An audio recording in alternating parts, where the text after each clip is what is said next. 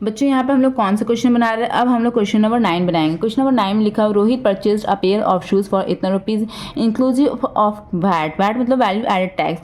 कह रहे कि रोहित ने शूज़ परचेज किया जो इतने रुपए का था, जो ऑलरेडी टैक्स इंक्लूड करके ये प्राइस आया। बोल रहे कि अगर ओरिजिनल प्राइस ऑफ शूज़ का 840 है तो बताओ कि रेट ऑफ वैट कितना लगा, मतलब कि कितना परसेंट इस पर टैक्स लगा, इस शूज़ पर कितना परसेंट टैक्स लगा, ये मांग रहा है। चलो हम लोग उसे कॉपी में बनाते हैं। ये मेरा हो गया क्वेश्चन नंबर 9। ये मेरे क्या हो गया क्वेश्चन नंबर 9। तो सबसे पहले यहाँ पर देखो फाइनल प्राइस। फाइनल प्राइस क्या दिया था बच्चा, शूज़ का फाइनल प्राइस क्या दिया हुआ है यहाँ पर 882, यही दिया हुआ है ना। और उसके बाद ओरिजिनल प्राइस। ओरिजिनल प्राइस यहाँ पे क्या दिया बच्चा, ओरिजिनल प्राइस दिया हुआ है शूज़ का 840। ठीक है, मेरा क्या यहाँ पर मांग रहे हैं, यहाँ पर परसेंटेज ऑफ वैट। वैट मतलब टैक्स। ठीक है, परसेंटेज ऑफ टैक्स यहाँ पर मांग रहे हैं मेरे। रेट ऑफ वैट मतलब परसेंटेज ऑफ टैक्स मांग रहे हैं यहाँ पर। ठीक है, तो सबसे पहले हम लोग क्या करते हैं, परसेंटेज निकालने के क्या करते हैं, सबसे पहले हम लोग क्या करते हैं, और सबसे पहले फाइनल प्राइस। फाइनल प्राइस तो ज़्यादा जाहिर सी बात फाइनल प्राइस बड़ा होगा, बिकॉज ओरिजिनल टैक्स में अभी ओरिजिनल प्राइस में अगर टैक्स ऐड होने के बाद फाइनल प्राइस आता है तो फाइनल प्राइस हमेशा ज़्यादा होता है। तो यहाँ पे क्या लिखना है, final price minus original price. ठीक है, परसेंटेज ऐसे निकाला जाता है किसी दो नंबर के बीच में कि ये लोग दोनों का डिफरेंस बाई किससे कंपेयर हो रहा है। हमेशा टैक्स किस पर निकलता है, ओरिजिनल प्राइस पर टैक्स निकलता है ना। पिछली वीडियो में हम लोग टैक्स किसका निकाल रहे थे, टैक्स हम लोग ओरिजिनल प्राइस पर निकाल रहे थे, इसलिए ओरिजिनल प्राइस हमेशा डिनोमिनेटर में होगा इंटू 100। ओके, तो इज इक्वल टू यहाँ पे क्या आ जाएगा, फाइनल प्राइस में क्या 882 माइनस ओरिजिनल प्राइस में क्या 840 बाई ओरिजिनल प्राइस में क्या 840 इंटू 100। यही है ना बच्चों, ये लोग दोनों को सब्ट्रैक्ट कीजिए, कितना आ जाएगा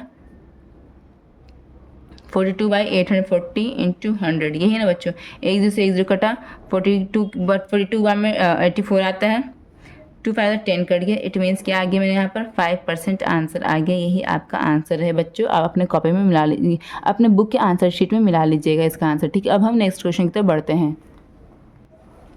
बच्चों ये क्वेश्चन, ये एक्सरसाइज तो बिल्कुल ही आसान था। अब देखिए 9 10 11 तो एक तरह का क्वेश्चन है, तो बिल्कुल ही आसान था। यहाँ पर तो बस दो ही तरह का मैथ्स है।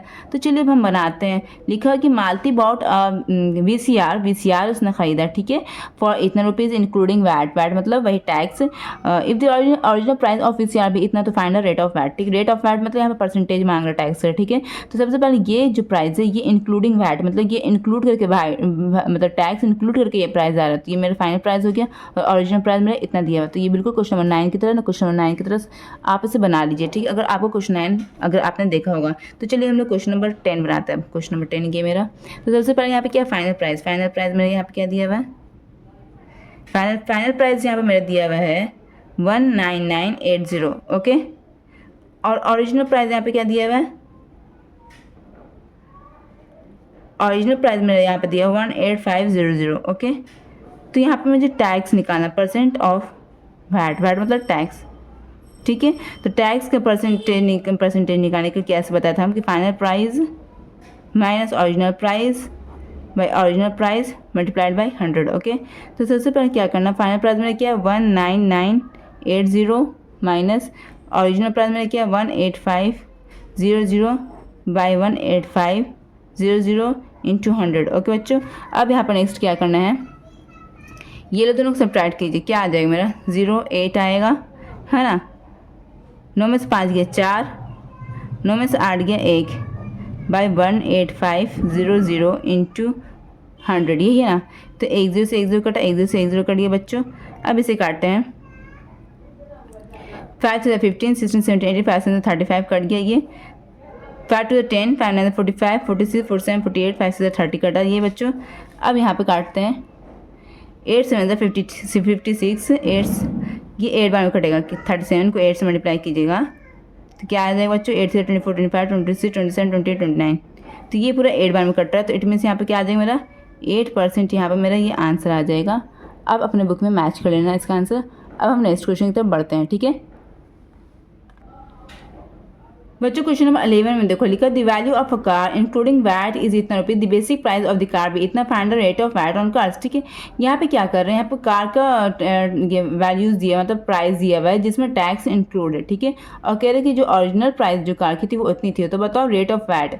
इट मीन्स यहाँ पर परसेंटेज निकालने के रहे, तो 9, 10, 11 तो बिल्कुल सेम ही है। चलो इसे बनाते हैं कॉपी में, क्वेश्चन नंबर 11 को कॉपी में बनाते हैं और इस एक्सरसाइज का सबसे लास्ट वाला क्वेश्चन है। ठीक है, तो यहाँ पे फाइनल प्राइस ऑफ कार क्या दिया, फाइनल प्राइस ऑफ कार कितना दिया, 382500 के। ठीक है, अब यहाँ पर ओरिजिनल प्राइस कार का कितना होगा बच्चों, ओरिजिनल प्राइस ऑफ कार का कितना होगा 340000, इतना ही दिया है ना बच्चों।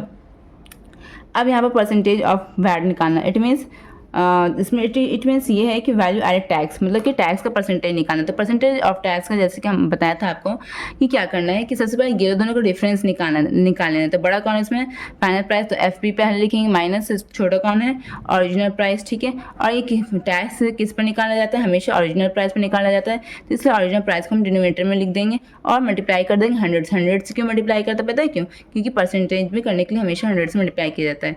और फाइनल प्राइस में कितना यहाँ पर 382500 माइनस ओरिजिनल प्राइस में कितना है 340000 बाई ओरिजिनल प्राइस में कितना 340000 मल्टीप्लाई बाई 100। ओके, तो ये दोनों को सब्ट्रैक्ट करने पर क्या आ रहा है मेरा, तो बच्चे यहाँ ये दोनों सब्ट्रैक्ट करने पर आ रहा है मेरा 5 2 8 में स्टार गया 4। ठीक है, बाई 340000 मल्टीप्लाई बाई 100। ओके बच्चों, 1 0 से 1 0 कटा, 1 0 से 1 0 कटा, 1 0 से 1 0 कटा, 1 0 से 1 0 कटा। ठीक है, तो इस तरह से इसे हम लोग सॉल्व करते हैं। ठीक है, तो 34 को 4 to 5 से सॉल्व करते हैं यहाँ पर। तो 4 to 5 को हम 34 से डिवाइड करते हैं, तो यहाँ पर 4 to 5 को यहाँ पर 34 से यहाँ पर डिवाइड करें। ठीक है, तो चलो इसे डिवाइड करते हैं, तो कितना आना चाहिए 34 मतलब 34, 12 में से 4 गया 8 आ गया। ठीक है, 85 कितना आ रहा है 34 3 से कितना आता है 34 12 1 3 9 8 10। ठीक है, 2 4 8 2 4 2 4 8 2 3 6, तो ये दो बार में जाएगा। ठीक है, 2 4 8 2 3 6 8 9 10 11 12 13 14 8 15 7 आ जाए, 7 में 6 गया 1। ठीक है, इट मीन्स 12 लिखा है यहाँ पर क्वेश्चन में, बीच में फ्रैक्शन का निशान देना है और रिमाइंडर जो आता है उसको ऊपर में लिखा जाता है, डिवाइडर को नीचे में लिखा जाता है। तो आप कॉमन लैंग्वेज बोल सकते हो कि नीचे वाले को ऊपर में लिखा जाता है और ऊपर वाले को नीचे में लिखा जाता है। तो मेरे यहाँ पर आंसर क्या आया बच्चों, 12 होल नंबर 17/34%। ठीक है, अब बोलो कि ये आंसर तो नहीं आ रहा बुक में। हाँ बिल्कुल नहीं आ रहा, क्योंकि अभी तो ये पूरा बना कहाँ, देखो ऊपर नीचे ये कट रहा है, 17 के टेबल से कट रहा है, 17 मतलब 17 2 से क्या आता है 34। तो मेरे यहाँ पर फाइनल आंसर आएगा बच्चों 12 होल नंबर 1/2%। अब ये मेरा फाइनल आंसर है, अपने बुक के आंसर शीट में आप मिला लेना। तो इस क्वेश्चन के साथ मेरा ये एक्सरसाइज कंप्लीट होता है। थैंक यू सो मच बच्चों मेरा वीडियो देखने के लिए। अगर मेरा वीडियो आप लोगों को पसंद आए तो ज़रूर लाइक करना, शेयर करना और सब्सक्राइब करना कभी मत भूलना। ठीक है, और अपने दोस्तों के साथ भी शेयर करना। ठीक है, अगर कोई क्वेरीज है तो आप मुझे कमेंट सेक्शन में आसानी से बता सकते हैं, मैं उसे सॉल्व करने की कोशिश करूँगी। Okay, thank you so much. कैसा लगा आपको मेरा पढ़ाने का स्टाइल, अगर अच्छा लगा तो कमेंट सेक्शन में अपने प्यारे मैसेज डाल देना ताकि मुझे भी मोटिवेशन हो। Thank you so much.